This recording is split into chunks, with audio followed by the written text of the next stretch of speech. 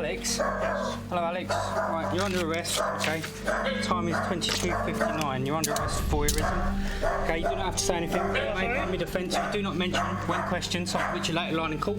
Anything you do say may be given in evidence. Who else is in the house, Alex? Under arrest for? Voyeurism. Who else is in upskirting?